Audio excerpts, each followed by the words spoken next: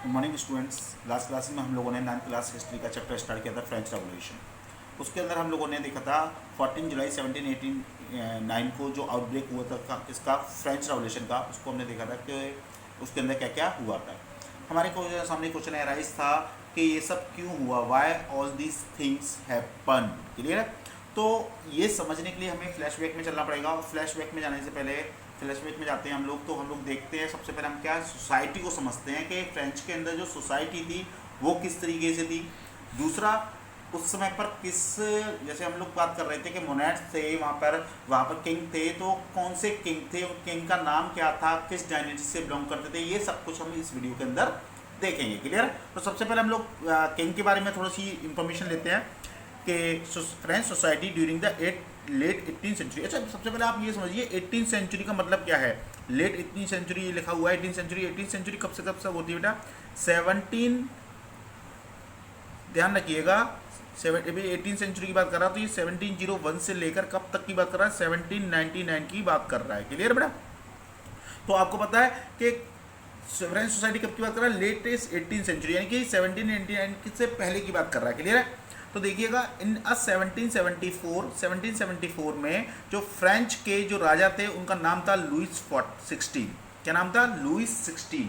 ध्यान रखिएगा, 1774 में जो फ्रांस के जो राजा थे उनका नाम था लुइस 16। ये लुइस 16 किस डायनेस्टी से या किस फैमिली से बिलोंग करते थे? ये बर्बन डायनेस्टी से बिलोंग करते थे। क्लियर है? बर्बन डायनेस्टी के बिलोंग करते थे। बर्बन डायनेस्टी क्या है? आपने एक बर्बन नाम से एक बिस्किट भी आता है, आपने सुना होगा, तो ये उसी फैमिली से को रिलेटेड हैं, और ये काफ़ी बड़ी डायनेस्टी थी बर्बन डायनेस्टी उस समय पर।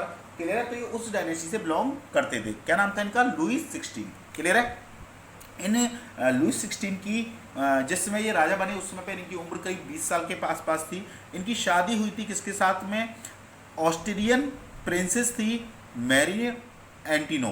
क्लियर है? इनके साथ इनकी शादी हुई, ऑस्ट्रियन प्रिंसेस थी ये। और ऑस्ट्रियन के मतलब यहाँ पे ऑस्ट्रेलिया से मत लगा लेना, ऑस्ट्रियन का मतलब यहाँ पे फ्रांस के पास में एक छोटा सा देश था जिसका नाम था ऑस्ट्रेलिया।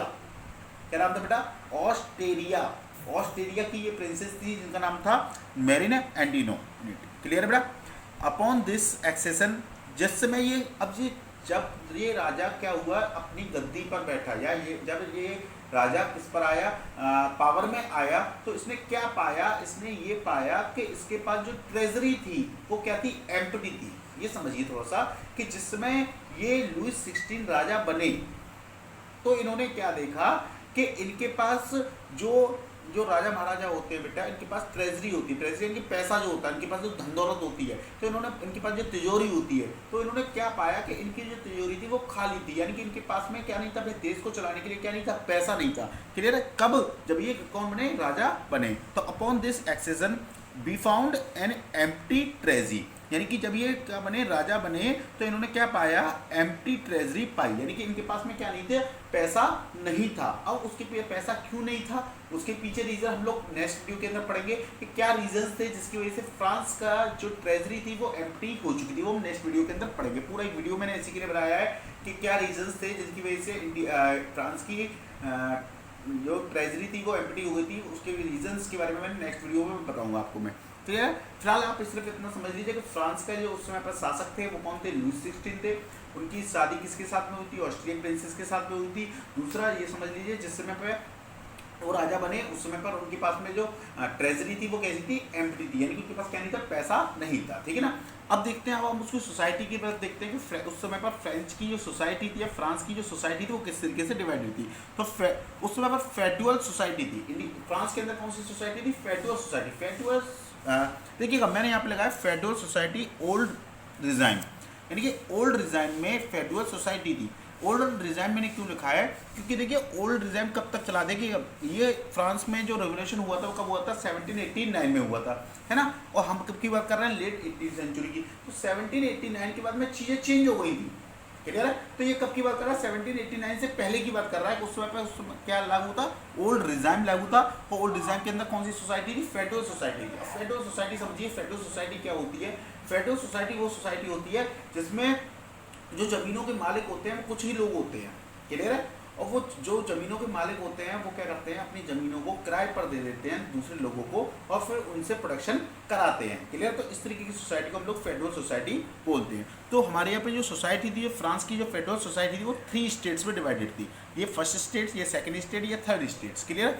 जो फर्स्ट स्टेट्स था उसके अंदर क्लर्जी आया करते थे, यानी कि जो क्लर्जी टाइप के लोग हुआ करते थे, राजा महाराजा के लिए काम करते थे, राजा महाराज के ऑफिस में काम करते थे, इंस्टीट्यूशंस में काम करते थे, वो सारे लोग किस में आते थे, फर्स्ट स्टेट्स के अंदर आया करते थे। दूसरा जो सेकंड स्टेट्स के अंदर जो लोग माने जाते थे वो कौन आते थे, नोबिलिटी, यानी कि जो राजा महाराजा के अंदर नोबल्स के रूप में काम करते थे, या मैं कह दूं कि जो पादरी के रूप में चर्चेस वगैरह के अंदर काम किया करते थे, ये सब किस में आया करते थे, सेकंड स्टेट के अंदर आया करते थे।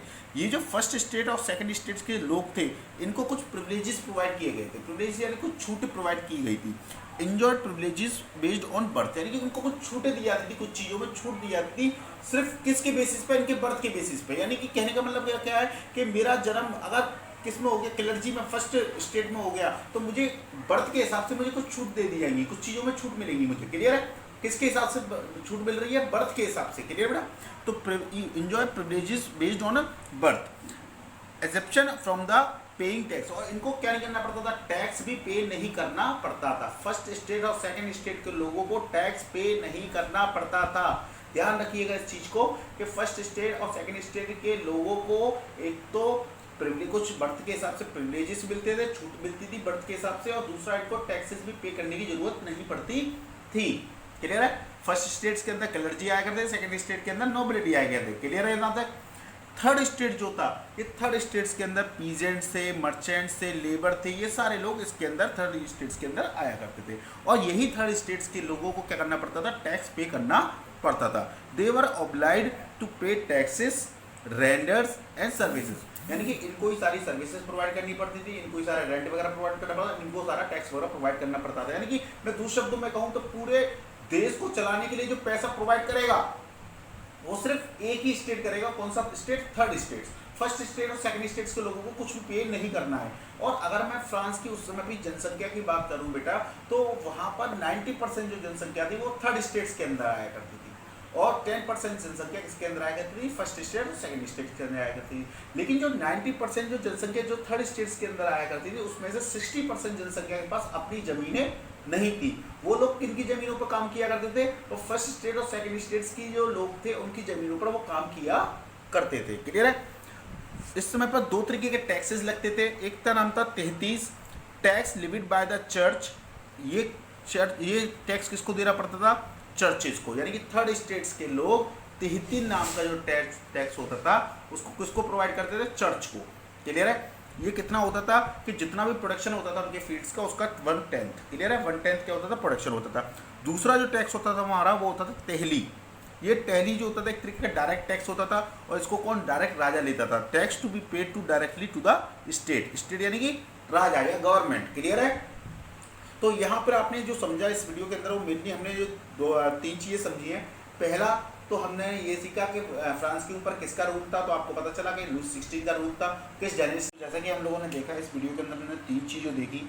पहला हमने ये देखा कि फ्रेंच जो उस समय फ्रेंच था लेट 18वीं सेंचुरी में, उसमें वहाँ पर राजा कौन था, जैसे कि आपने देखा लुई 16 थे, किस डायनेस्टी से बिलोंग करते थे, बर्बन डायनेस्टी से बिलोंग करते थे। उनकी शादी किसके साथ हुई थी, ऑस्ट्रियन प्रिंसेस थी मैरी एंटोनिया, उनके साथ में हुई थी। और हमने ये भी देखा था जिस समय वो राजा बने उस समय पे उन्होंने क्या पाया कि उनका जो ट्रेजरी थी वो कैसी थी, एम्प्टी थी, यानी कि उनको अपने राज्य को चलाने के लिए क्या नहीं था, उनके पास में पैसा नहीं था। क्लियर है? देन आफ्टर हम लोगों ने क्या देखी, सोसाइटी देखी। फ्रेंच की सोसाइटी थी वो कैसी सोसाइटी थी, तो हमने बताया फेडरल सोसाइटी थी। क्लियर है? फेडरल सोसाइटी 3 स्टेट्स में डिवाइडेड थी, first state, second state, third state. First states के अंदर हम लोगों ने देखा क्लर्जी थे, सेकंड स्टेट के अंदर नोबिलिटी थे। फर्स्ट स्टेट और सेकंड स्टेट्स के लोगों को कुछ प्रिविलेजेस दिए गए थे, तो ये कुछ प्रिविलेजेस एंजॉय करते थे बेस्ड ऑन द बर्थ। और किसके बेसिस पर दिए जाते थे ये प्रिविलेजेस, बर्थ के बेसिस पर। क्लियर है? दूसरा, इनको किस चीज़ की छूट थी, इनको टैक्स नहीं पे करना पड़ता था। क्लियर है? उसके बाद हम लोगों ने देखा था थर्ड स्टेट। थर्ड स्टेट्स के अंदर हम लोगों ने पीजेंट्स, मर्चेंट्स, लेबर्स के बारे में देखा। ये सारे लोगों को क्या करना पड़ता था, टैक्स पे करना पड़ता था। ये रेंडर्स के रूप में काम करते थे, ये सारी सर्विसेज प्रोवाइड किया करते थे। इसके बाद तीसरी चीज हमने जो देखी वो वहाँ पर देखी, हमें 2 तरीके के टैक्स हुआ करते थे। एक का नाम तहली हुआ करता था, दूसरे का नाम 33 हुआ करता था। तो 33 जो टैक्स हुआ करता था वो चर्च को दिया जाता था, किनके द्वारा? थर्ड स्टेट्स के लोगों के द्वारा। किसको दिया जाता था? चर्च को दिया जाता। क्लियर है? उसका नाम क्या था उस टैक्स का? 33। क्लियर है? ये कितना होता था? टोटल प्रोटेक्शन का 1/10। क्लियर है? दूसरा जो टैक्स होता था वो होता था तेहली, और तेहली जो टैक्स होता था वो डायरेक्टली किसको दिया जाता था? स्टेट को या फिर गवर्नमेंट को या राजा को दिया जाता था। किसके द्वारा? थर्ड स्टेट्स के द्वारा। क्लियर है? अब जो हमारा जो नेक्स्ट टॉपिक होगा, नेक्स्ट वीडियो जो होगी हमारी, वो उसके पीछे मैं आपको टॉपिक बता चुका हूँ कि यह टॉपिक रहेगा कि what are the reason behind the empty of treasury, यानी कि जो क्या रीजंस थे जिसकी वजह से जो जिस समय लुईस 16 राजा बने उसमें उनकी जो ट्रेजरी थी वो कैसी थी? एम्प्टी थी। उसके पीछे रीजंस क्या थे वो हम नेक्स्ट वीडियो के अंदर डिस्कस करेंगे।